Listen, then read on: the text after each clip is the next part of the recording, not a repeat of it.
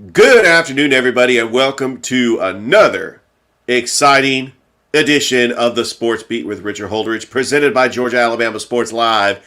And you are listening to us on Home of Southern Sports, WQEE 99.1 FM, the key out of Noonan, Georgia.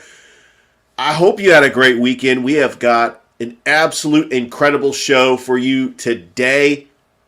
This is episode 742, just in case you're keeping score at home. You can catch an episode of this show on this fine radio station Monday through Friday from 2 to 3, right after Rod Peterson and right before Braves Country Today with Mac McGee and the Armchair Quarterbacks.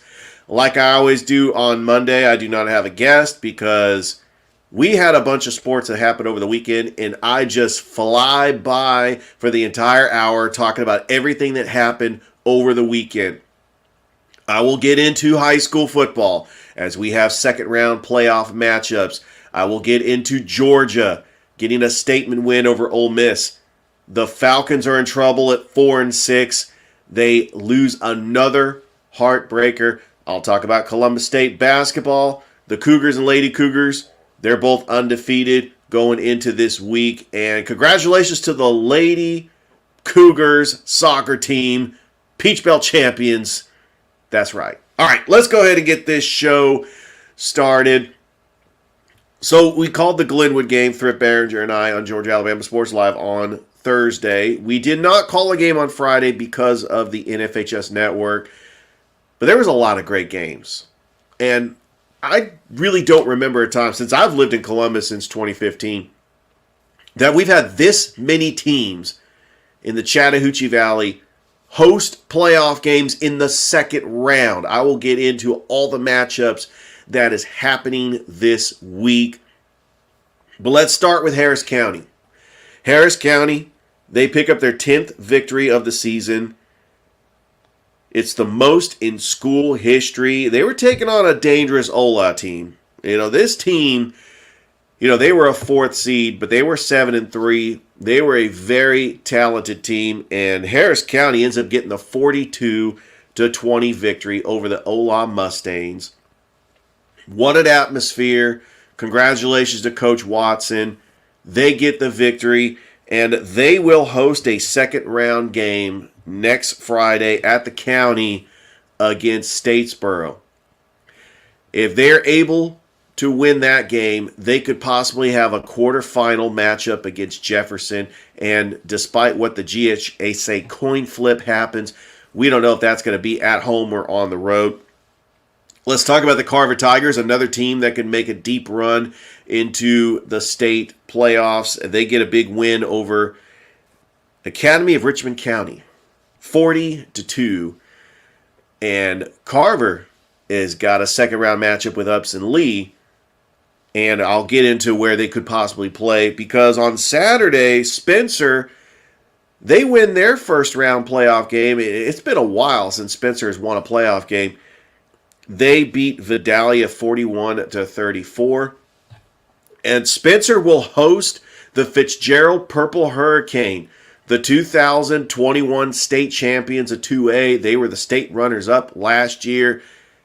Fitzgerald is coming to town, and this is a powerhouse that the Spencer Green Wave is going to play. But if there's anybody that can knock off a powerhouse, it is the Spencer Green Wave with their leadership from their 3-year starter, quarterback Gary Gaither. And so we've got a scenario on Friday because I can't remember a time where Carver and Spencer both hosted second-round playoff games. So you got Spencer more than likely going to play at Otis Spencer Stadium. Carver's going to play at Kinnett Stadium taking on Upson Lee. And so they're both going to play on Friday. I highly recommend that you support these two teams. I mean, it's absolutely incredible that Carver and Spencer are both in the second round. You also have Harris County hosting a game. You got Pacelli Brookstone. You got Calvary Christian hosting the Keens Academy. And then you got Central taking on Auburn. I mean, the action on Friday is absolutely incredible. And not to mention Glenwood's in the state championship against Lee Scott Academy on Thursday. I'll get into all the games that happened over the weekend, and we'll preview these second-round matchups. Don't forget, that Thrift Behringer and I will have our live show at Happy Hour Bar Grill on Tuesday. We are also going to do a show tonight on Georgia Alabama Sports Live, as we are just trying to figure things out and preview this upcoming high school second round matchups, talk about some basketball, high school basketball, college basketball, you name it, the NBA. It's all happening. It's the month of November. We're getting down to the nitty gritty, especially with all these sports that's going on at the same time. Shaw's season comes to an end. They lose to Stars Mill 48-0. Shaw finishes with a 4-7 record. The Northside Patriots season comes to an end. They lose to Jones County in Gray 42-21. Northside finishes their season 6-5. You had Central getting the 63-21 win over Davidson. Auburn gets a big win on the road against Baker, so the stage is set. Garrett Harrison Stadium on Friday. It is Central taking on Auburn. Last time Auburn played Central in the playoffs, they won at Garrett Harrison Stadium 14-13 to clinch a berth in the state championship where they lost to Thompson. It is very rare that this is a quarterfinal matchup. This is usually a semifinal matchup, but because of the seeding, Auburn got the number 3 seed. Enterprise got the number 2 seed, which they actually advanced to take on Mary Montgomery, who defeated Dothan. This classification in the AHSAA is absolutely nuts, but we get a intriguing quarterfinal matchup between Central and Auburn, two longtime rivals, and every time they play in the regular season, this is the game of the year. Looking at some of the other scores, congratulations to Troup County. I mean, this could have been a lost season with Teo Todd getting out with the injury, but Logan Sinkfield comes in and fills in nicely. They jump up 14-0 on the Syrup Makers of Cairo. On the road, Troup County holds on and gets the 14-10 victory, and now they will play undefeated Spalding in Griffin, Georgia, next Friday in round 2. The LaGrange Grangers, they get a big win against Westover at Callaway Stadium, 45-6. And LaGrange has got a tough road matchup. Friday night in Savannah, they are taking on Benedictine. Now, Benedictine is the 2-time state champions for 4A. They knocked Carver out in the state championship in 2021. They defeated Troup County in the semifinals last year. They just have been a thorn in the side of teams from the Chattahoochee Valley. And so that military school in Savannah, Benedictine, is here, and LaGrange is going to have a tall task to try to knock off the 2-time state champions for 4A. All right, looking at some of the matchups, I want to talk about Calvary Christian, region champs. Congratulations to Coach Emmanuel Brunson and his staff, as they are 6-4. They are going in hosting a semifinal playoff game in the Gaps. We will have this game on Georgia Alabama Sports Live. They are taking on the Keens Academy, the team that they went up to Woodstock, Georgia. They lost 27-3, but Calvary one win away from the Gaps championship that will take place on November the 24th. I already talked about Upson Lee taking on Carver, Spencer taking on Fitzgerald, Harris County taking on Statesboro. You got St. Anne Pacelli and Brookstone once again. Pacelli, the number 3 seed, because they did lose to Westfield School at the end of the regular season. They are taking on the number 6 seed Brookstone Cougars. And this is a quarterfinal matchup in the GIAA at Dimel Field. The last 2 times these 2 teams met, it went to overtime. I do not expect anything less. I believe that Brookstone is going to give them a fight and might even win this game. I mean, they know that Pacelli has won 6 straight. Pacelli has been, it's one-sided rivalry, and Brookstone wants to try to get the win. This is going to be a fun game. I cannot wait for this game. And then I also got the brackets in front of me. that I'm going to talk about. You know, Lochapoka, they get the win against Southern Choctaw. They move on to the second round. I'm just going to touch up on the teams that are still in the playoffs in the Chattahoochee Valley. That's for 1A. 2A, Reeltown is still in it. They are going to take on Thorsby. 3A, we don't have any 3A teams in the Chattahoochee Valley left. Beulah lost to Mobile Christian.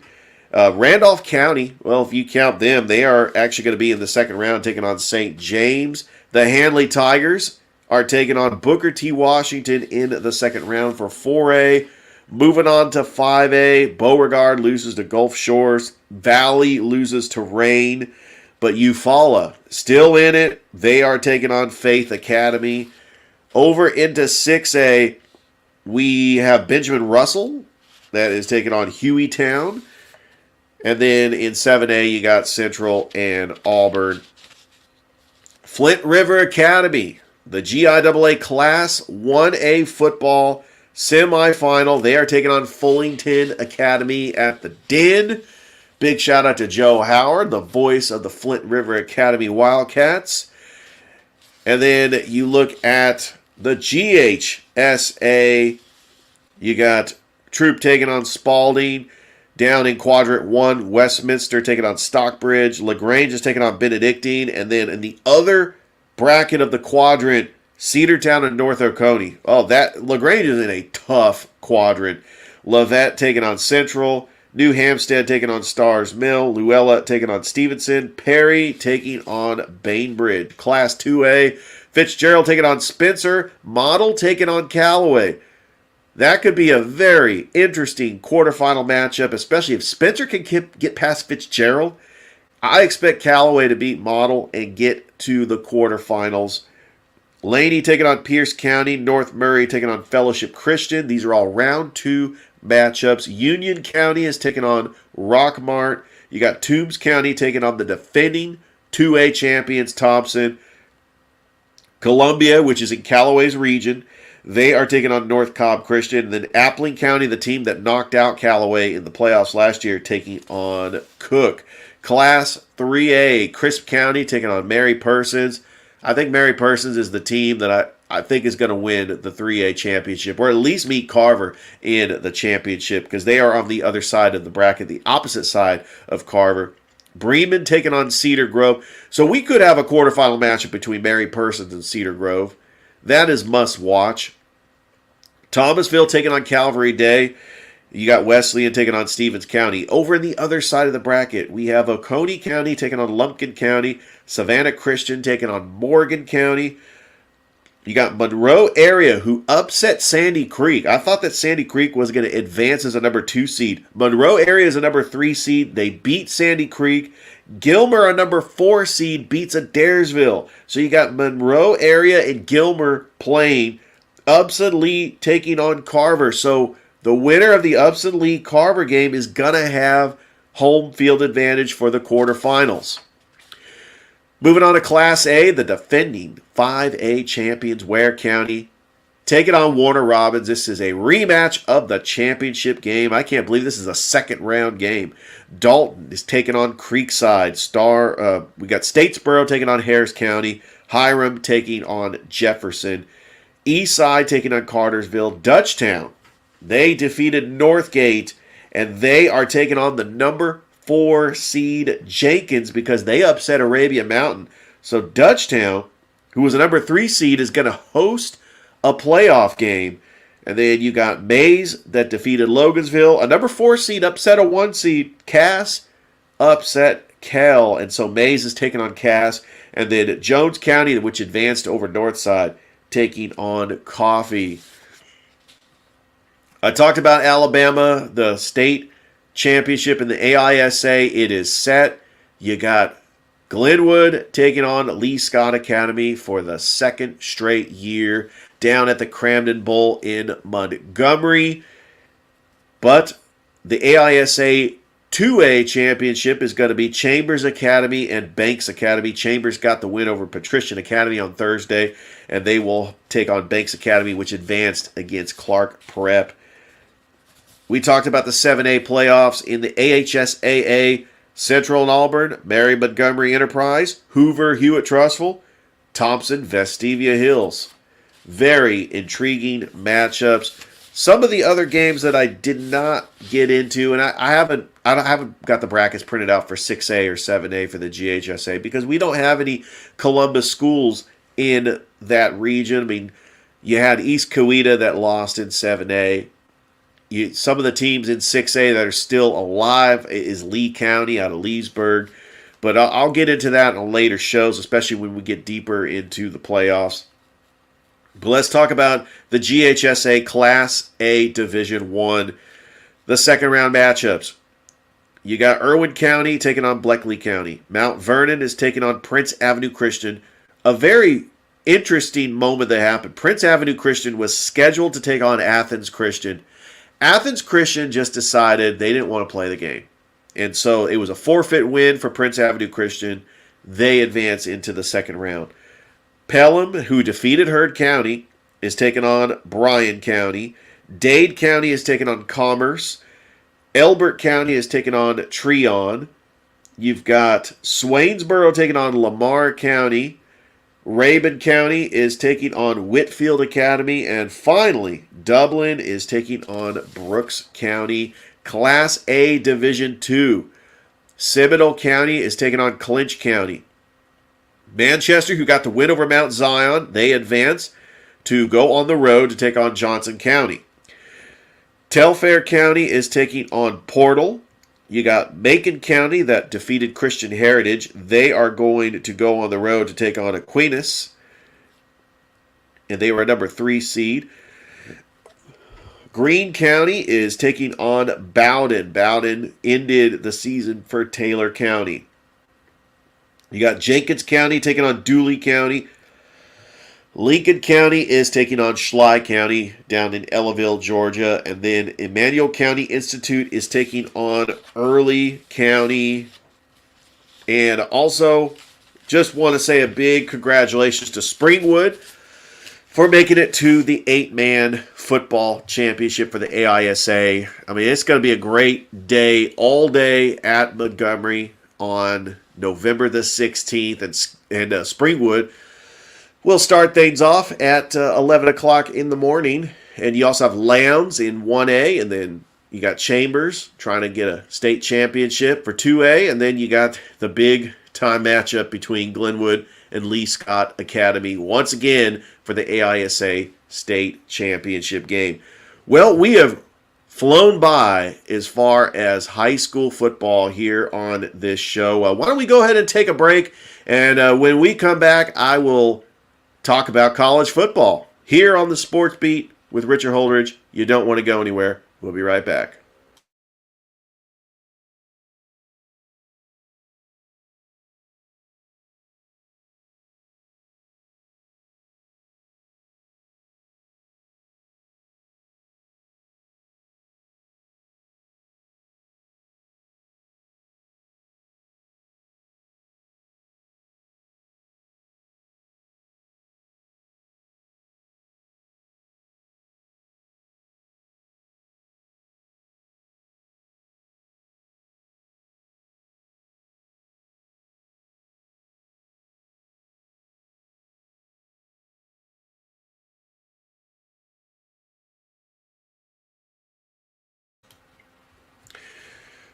Welcome back to the Sports Beat with Richard Holdridge, presented by Georgia Alabama Sports Live, and I'm excited to be here on WQEE 99.1 FM, The Key. We've got some college football to talk about. We do have the big headline stories that I'm actually going to start my college football segment talking about. Jimbo Fisher is out as the head football coach at Texas A&M. This was a year overdue. And he is out. He gets a $75 million buyout. I just don't get the hire. He was 45-25 at Texas A&M. Look, the expectations at Texas A&M should be 8-4. That's what they were when they were in the Big 12. And then there was the Johnny Manziel effect. When they beat Alabama and they were competing to be one of the top teams in the SEC. Then they said, hey, we recruit the state of Texas. We are in the SEC. We expect to be Alabama. We expect to be LSU. And so they get the big splash, Jimbo Fisher, who was a good coach. I mean, he is a good coach. It's just that he won a national championship with Jameis Winston, got to a college football playoff in Jameis Winston's second season, and then since then, he's been an 8-4 coach. I mean, that's just the reality. And so it was a year overdue. So where does Texas A&M go from here? Well, I mean, there's several places they can go. You know, they got big pocketbooks. They could go after big-time hires. How about Dion at Colorado? What about Lane Kiffin? Texas A&M has a wish list of teams, but I also want to mention, now that Texas is joining the SEC in 2024, it's really not that big of a deal that Texas A&M is in the SEC, because now you have Texas in the SEC. Before, you had the perfect marriage. You had a team that can recruit Texas joining the SEC. Well, now there's two teams that can recruit Texas, and a third team if you want to count Oklahoma, because Oklahoma recruits Texas as well. Anyway, Jimbo Fisher is out at Texas A&M, and it came off of a 51-10 win over Mississippi State. I mean, very rarely you fire a coach after you win a game, but the expectations a little too high at Texas A&M, especially with some of the schedules. You got to play Alabama, you got to play LSU. Hugh Freeze is now at Auburn. I mean, really, what are the realistic expectations? You really think that they should be winning the SEC West every year? I mean, they're not on the level of Alabama or LSU just yet. I still think Texas A&M's an 8-4 team. All right, Jim Harbaugh was suspended for the final 3 games of the season. It didn't matter. It really didn't matter, because Michigan went out and they took care of business against Penn State.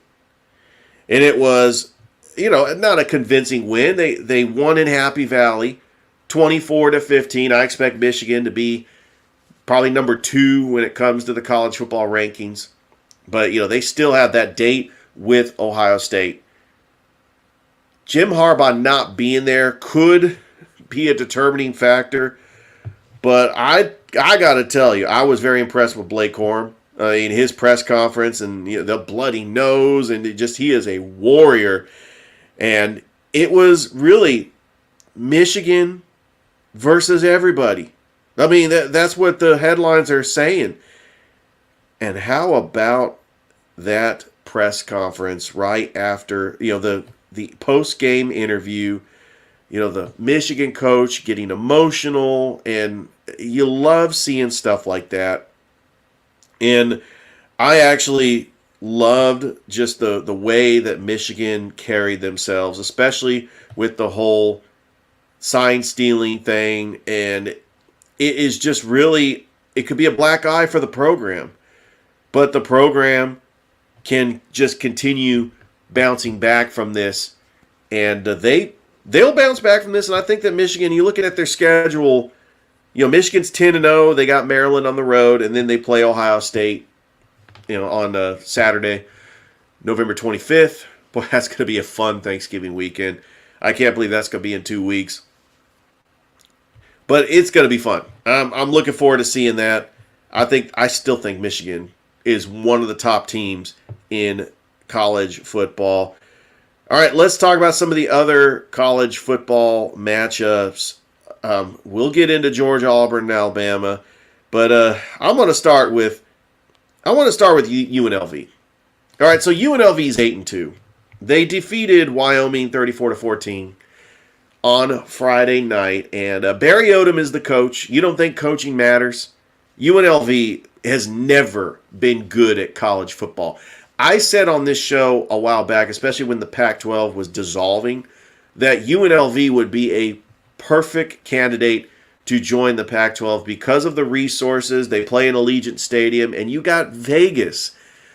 Vegas sports fans, they love their Vegas football. They love basketball mainly, but they could start becoming bandwagon fans about UNLV football. So it was a good win. I cannot believe they're 8-2. And the city of Vegas is on fire. The Vegas Golden Knights winning the Stanley Cup, the Vegas Aces winning the WNBA title, and now UNLV football is 8-2. So that's pretty good. I just wanted to touch up on that. Now let's talk about Georgia, because I watched this game. Georgia played Ole Miss. It was the showdown between Lane Kiffin and Kirby Smart. I got excited about this game because I thought that Ole Miss was going to give them a run for their money. I seriously thought that Ole Miss was going to go toe-to-toe with Georgia. So here's what happened. Lane Kiffin wins the toss, and he elects to receive.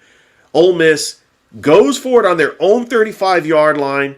Jackson Dart, he's just slinging it all over the field. Ole Miss gets a touchdown to go up 7-0. When it was 14-14, I thought, oh, this is going to be a shootout. This is going to be an absolutely all-timer, an incredible game, and Georgia punches Ole Miss in the mouth. They win the game 52-17, and you don't think that's a statement win? That was a big recruiting week for Georgia. A lot of Georgia alumni were down on the field. You know, the Eagles had their bye week, so you know all the Eagles players that played for Georgia are going to be at Sanford Stadium. This was a huge win, and I now think that Georgia is going to be the new number one when the college football playoff rankings come out on Tuesday. Georgia, they clinch the SEC East, and they will face the University of Alabama in the SEC Championship like it should be. I got 2 weeks to prepare for that game and preview that game. I cannot believe it's Georgia and Alabama once again. That's the way it should be. For the past decade, it's been these two teams all the way since 2012. This is the SEC championship that I want to see every year. Alabama did not have a tough road game. I didn't think that this was going to be a tough road game for Alabama. They defeat Kentucky 49-21. Jalen Milroe, 3 touchdown passes, 3 touchdown runs. You got to put him in the category for Heisman. He's got to go to New York. Jalen Milroe has put this team on his back. All the talk was, oh, he's not Tua, he's not Jalen, he's not, well, Jalen Hurts. He's not Mac Jones, he's not Bryce Young. Jalen Milroe is starting to become a very good quarterback, and his draft class has gone up. His draft stock has gone up. I think that Alabama is one of the most dangerous teams in college football right now. Now, in the beginning of the season, they weren't very good. But like Nick Saban teams, they get better every week. And now you awoke the sleeping giant. Alabama rolls against Chattanooga next week. And if they beat Auburn in the Iron Bowl, like if it's a convincing win, because all these games that are at Auburn are not, they're very close games at Auburn, even when Alabama is up and Auburn's down. If Alabama goes into Auburn and they blow Auburn out, Alabama could have a shot against Georgia in the SEC Championship. I think if there's any team that could beat Georgia, it's Alabama. And Alabama gets into the college football playoff and might even win the national championship this year. I mean, Alabama fans did not expect this at all. They thought that this was going to be a rebuilding year. I had a hot sports take and said they could go 6-6. Boy, was I way off on that hot sports take, and I'll never try to do that again. But that's neither here nor there. Can't wait for the Iron Bowl in 2 weeks. That is going to be absolutely bonkers because anything can happen at Auburn. I mean, we've seen crazy things happen on the plains. Let's talk about the Auburn Tigers. They get a very convincing 48-10 win over Arkansas. It was on the road. They're bowl eligible, 6-4. Hugh Freeze's first year. Auburn's going to a bowl game. They got a lot of momentum. Playing New Mexico State next week. They get to 7-4. They play Alabama in the Iron Bowl. I give Auburn a shot. I think Auburn can win the Iron Bowl against Alabama. and we can talk about that game coming up next week, previewing probably the greatest rivalry in sports. And I live in Georgia. I briefly talk about Alabama football, being in Columbus. I know how big this rivalry is. I mean, they made an ESPN 30 for 30 on it. Need to make a second ESPN 30 for 30 on it because this rivalry just runs deep, especially in the state of Alabama. Auburn 48, Arkansas 10. I think that Hugh Freeze is starting to trust his quarterback, Peyton Thorne. 3 touchdown passes. He did throw an interception. Jarquez Hunter rushed for over 100 yards. Auburn is starting to look like an offensive juggernaut. I know they were playing an Arkansas team that was down. I think Arkansas might fire Sam Pittman. But Auburn is rolling with all this momentum, getting ready for the Iron Bowl, which would just be the perfect storm in 2 weeks when I got plenty of time to talk about the Iron Bowl.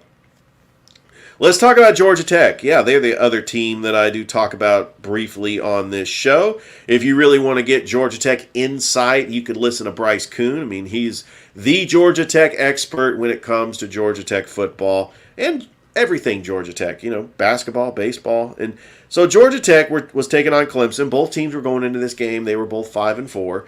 And I had some hope. I thought that Georgia Tech might give Clemson a run for their money, especially when they jumped out to that early lead. Georgia Tech took a 7-0 lead. Haynes King with a 4-yard run. I'm thinking, okay, here we go. I think that Georgia Tech could upset Clemson, get their 6th win, become bowl eligible in Brent Key's first full season as full-time coach, and the program can start to feel good about themselves. But that was not the case. Clemson decided, well, we're still Clemson. And I know even though Dabo Swinney's been hard-headed about the whole transfer portal and NIL, Clemson is still going to be Clemson. They punched Georgia Tech in the mouth in Death Valley, 42-21, and Georgia Tech is going to have to wait another week to become bowl eligible. They do play Syracuse at Bobby Dodd next week. I think they'll get that win. They'll go bowl eligible because they are not beating Georgia. Even though that game's at Bobby Dodd, Georgia is going to beat Georgia Tech. I mean, that's been a one-sided rivalry as well. The other teams in Georgia, I mean, it's been a tough, except with the exception of Georgia, it's been tough for these other teams in Georgia as Georgia State loses to App State at Center Parc Stadium, 42-14. Georgia Southern loses on the road to Marshall, 38-33. So all these teams, even though they're bowl eligible, both Georgia State and Georgia Southern are bowl eligible. They lose those games. And then let's talk about Mercer getting a win over Samford, 28-21 at Five Star Stadium. Mercer now 8-3 on the season. And it looks like they're going to clinch a berth in the FCS playoffs. And then Kennesaw State. They, let me see. I did not have their... Yeah, they beat Lynchburg 63-3. So those are all the teams in Georgia. Let's do a little roundabout as far as some of the big college football matchups that happened over the weekend. Talked about Michigan. Talked about that cheating scandal. We talked about some of the other... I didn't see a whole lot of upsets. Arizona beating Colorado. Colorado is 4-6. Look, say what you want about Dion and just everything that happened with Colorado. They get out to that hot start. They're 3-0. The Colorado Buffaloes, they struggle, especially in a very talented Pac-12. They're 4-6. They play Washington State on Friday. Then they play Utah. They still have a chance to become bowl eligible. There shouldn't have been a whole lot of expectations for a team that only won one game last year. But we fell for it. We jumped on the Colorado bandwagon, and we thought this was going to be a team of destiny, that they were going to be a team that can compete with the big dogs in college football, and they're not quite there yet. But now there's words that some recruits are flipping, they're decommitting because They're just not buying into Colorado. Are they frauds? I mean, they're not frauds. I mean, they are what they are. Like the legendary coach Dennis Green said, they are who we thought they were. Colorado is an improved team. If they win 3 or 4 games, that is an improvement from last year's team. And remember, they have like over 70 new players. Anyway, you got Memphis getting the big overtime win over Charlotte. Memphis is 8-2. You just wanted to mention that because I got a lot of people that I went to Freed Harbor with who are big Memphis fans. Missouri defeating Tennessee, and maybe Tennessee is not as good as we think they are. They are going to host Georgia on the 3:30 CBS game in Knoxville. Miami, Florida State. I watched this game because I do have some relatives that are big Miami fans, and Florida State, even though Miami, they gave them a game, Florida State wins the game 27-20. My observation on Miami and head coach Mario Cristobal, he's way too conservative as a head coach. My definition of super conservative is you run the ball twice, you end up in a 3rd and 9 or a 3rd and 8, and then you pass it. Yeah, the defense knows exactly what you're doing. I'm not a fan of coaches who don't take chances. Look, I know you have a young quarterback. You don't want him to make the big mistake. But sometimes you've got to take chances. You've got to let your young quarterback air it out. And I think that Miami could have won this game, but they were a little too conservative. Florida State holds on. Florida State is still undefeated on the season as they roll into the college football playoff. Washington's still undefeated. They get the 35-28 victory over Utah. They got a big game in Corvallis next week against Oregon State. Looking forward to that.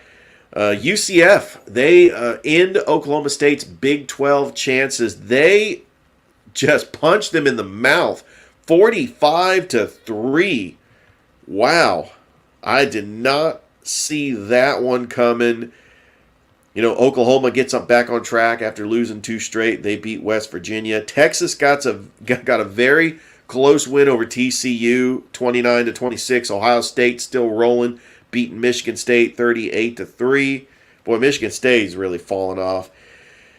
And then you got Oregon barely getting by USC. USC's been one of the most disappointing teams in college football. And then San Jose State, out of nowhere, beats Fresno State 42-18. And, Fresno State, they look at their season and they think, oh, well, we could win the Mountain West and possibly get a New Year's Six bowl game. Well, San Jose State ends up shattering those dreams.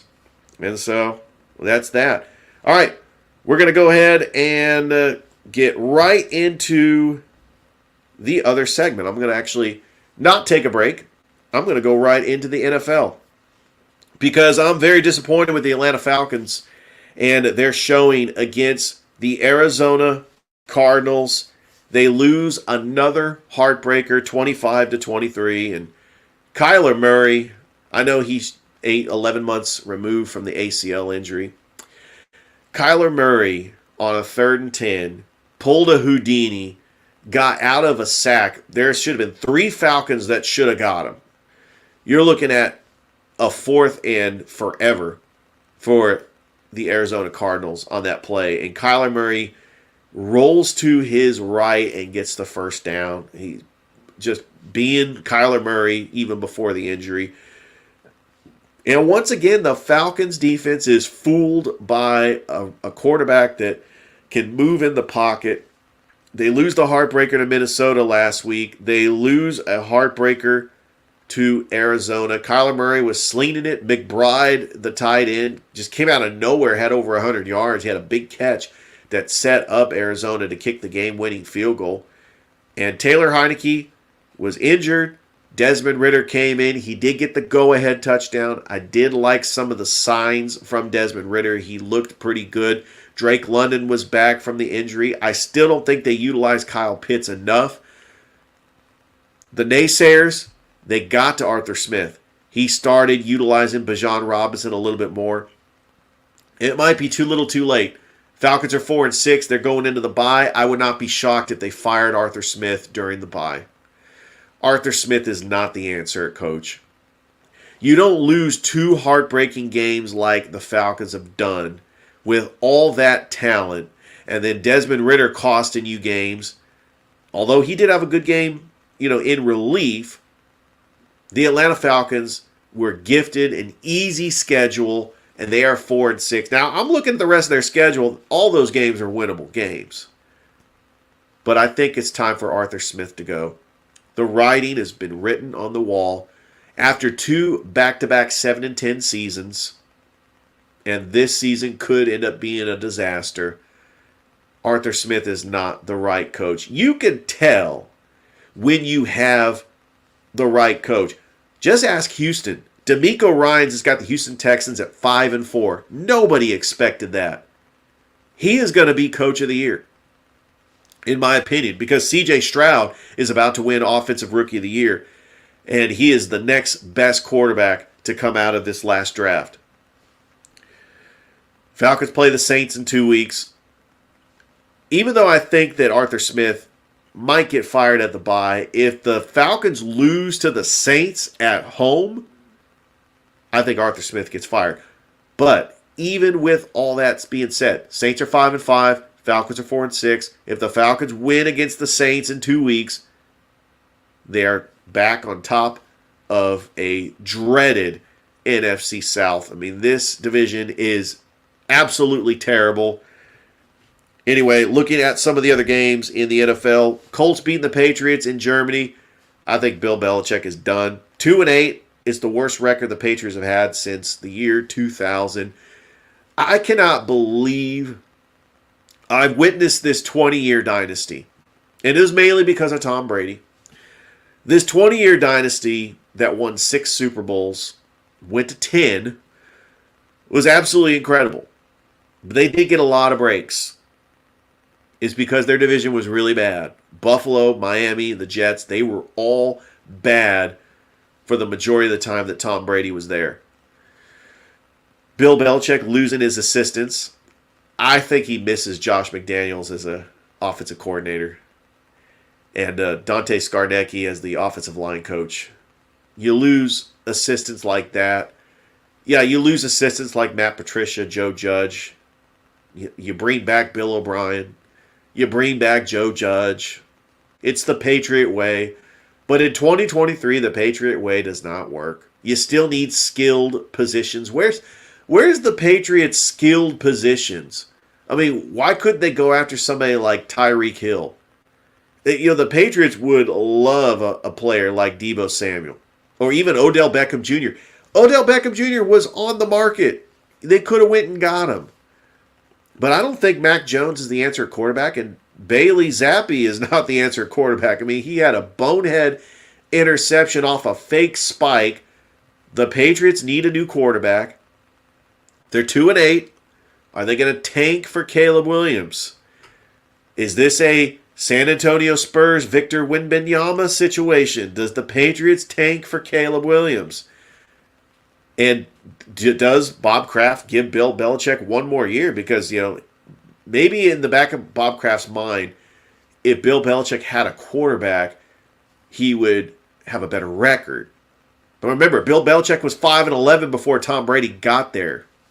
I still think Bill Belichick's a Hall of Fame coach, but he could not do it without Tom Brady. That's just my rant on the Patriots. It's actually nice to see the Patriots be 2-8 because I disliked and despised this team for 20 years. I'm telling you, there's so many examples of why I disliked this team for 20 years. Texans beating the Bengals. Big win over a hot Cincinnati team. And C.J. Stroud is looking amazing. The Steelers, they beat the Packers. The Steelers are 6-3, but they don't play like a 6-3 team. They're the only team in the NFL that's 6-3 that they have been outscored by their opponents. The Buccaneers, they get back on the winning ways over the Titans. I think the Titans are in trouble. I think Mike Vrabel might be in danger. They're really messing up this situation with Will Levis. I mean, Will Levis is hot one time, 4 touchdowns against the Falcons, and then has a terrible game against the Buccaneers. The Browns, this was an epic game. A huge comeback. They were down 24-9 to the Baltimore Ravens. The Cleveland Browns get the comeback win, and they are 6-3. The 49ers, statement win over the Jacksonville Jaguars, 34-3, complete dominance. And will the naysayers that said that Brock Purdy was an elite quarterback, just sit down, be quiet.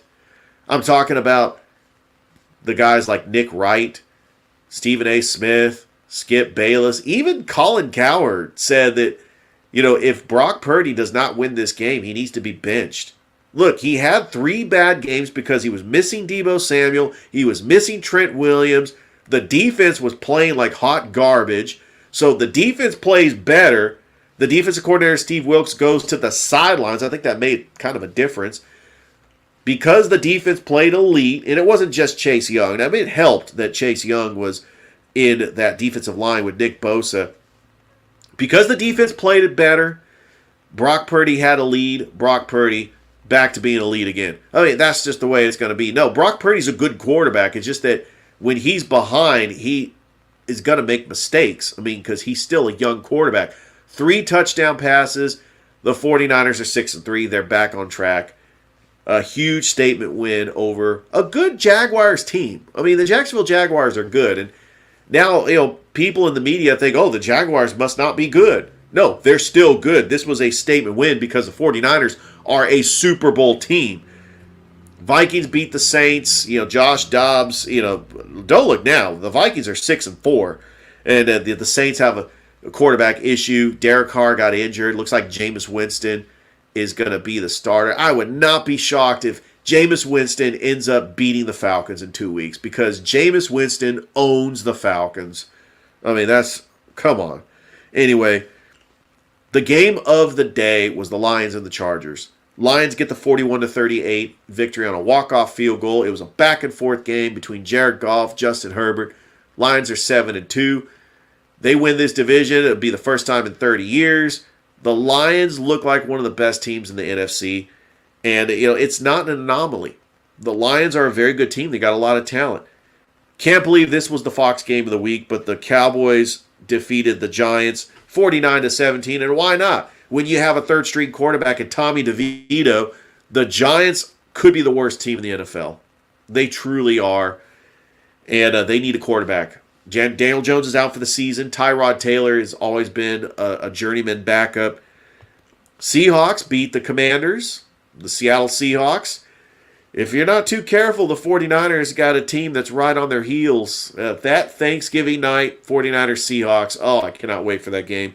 And then the Sunday night game, the Raiders beating the Jets 2-0 under interim coach Antonio Pierce. Give him the job. All right, we're going to go ahead and take another break. Final segment here on the Sports Beat is I'm going to talk about college basketball, NBA, Columbus State, MLS, everything that I did not touch up in that first part of the show. We're going to cover it on the final segment here on the Sports Beat with Richard Holdridge. We'll be right back.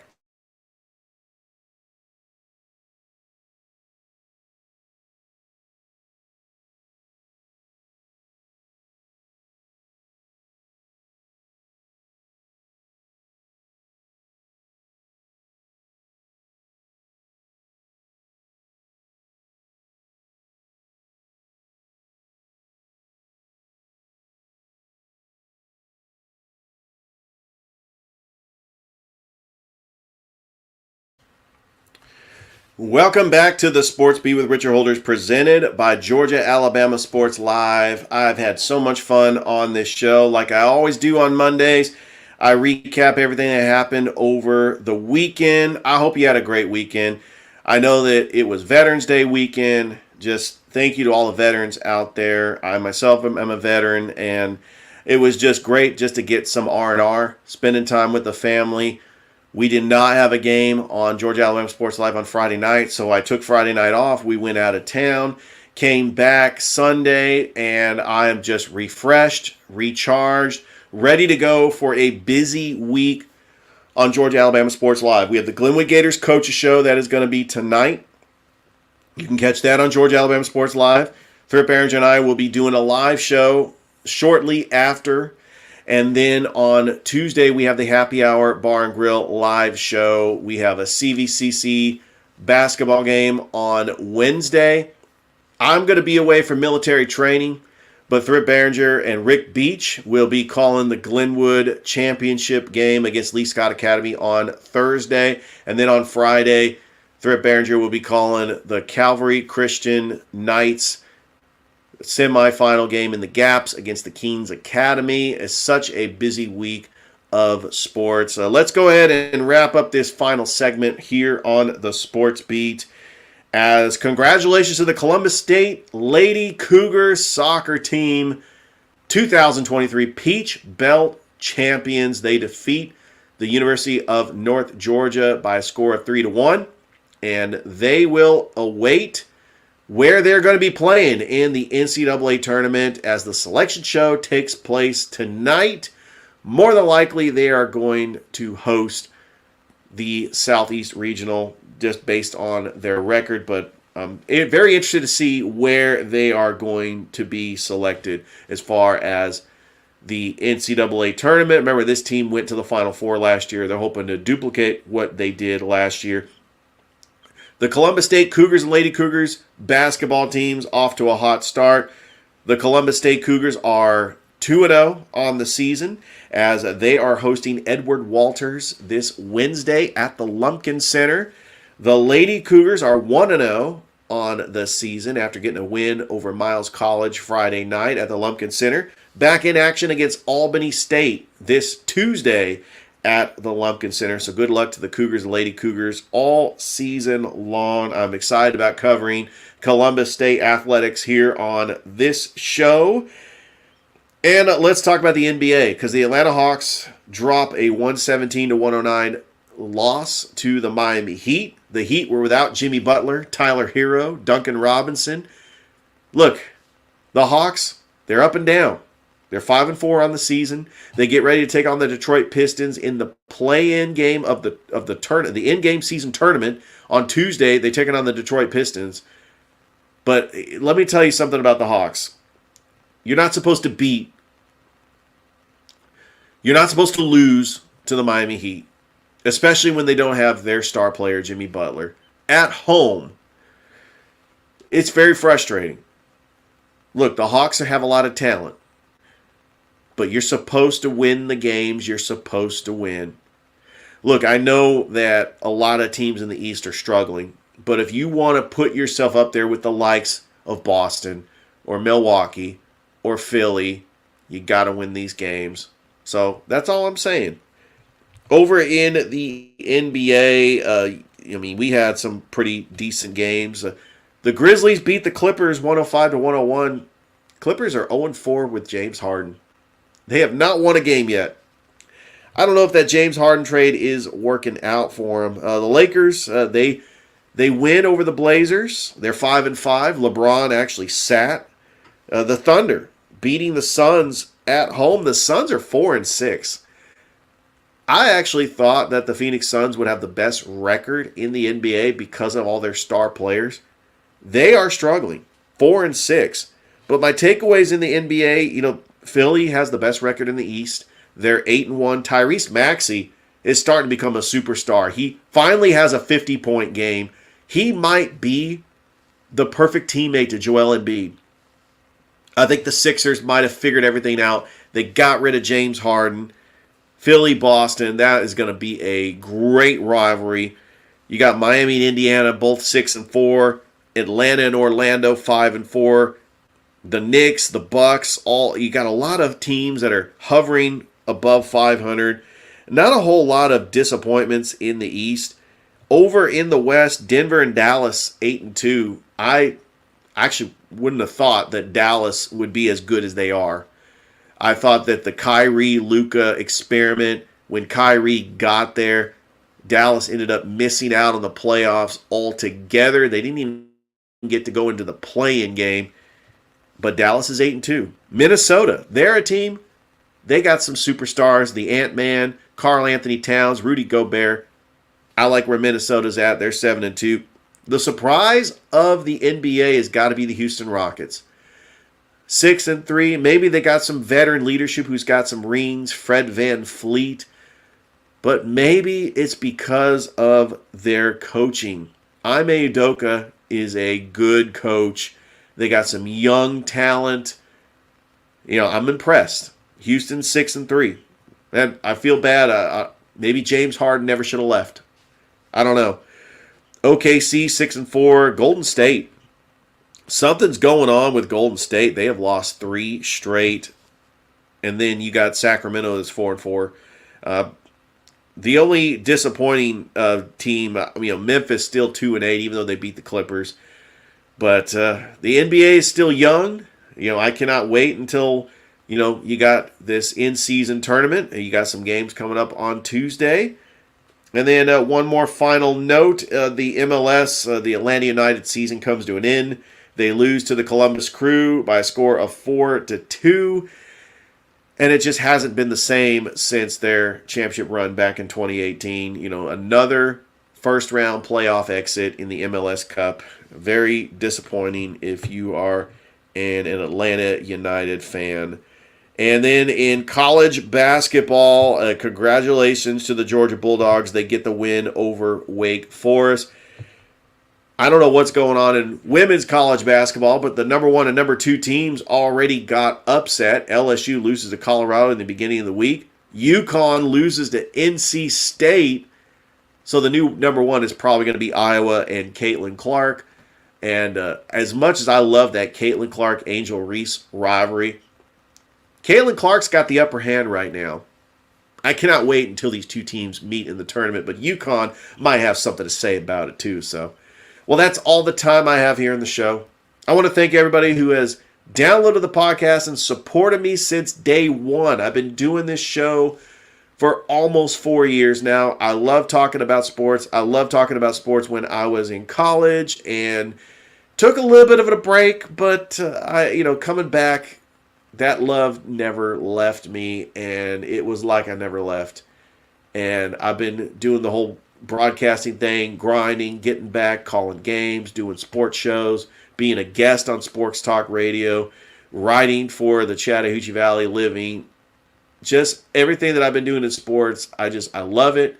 I just want to continue grinding and continue giving you great content, especially this show that has evolved. I mean, you look and see what I've done as far as doing this Facebook Live. I mean, I even got the virtual background of Columbus because I wanted to continue to evolve my show. So thank you so much, and we will talk to you next time.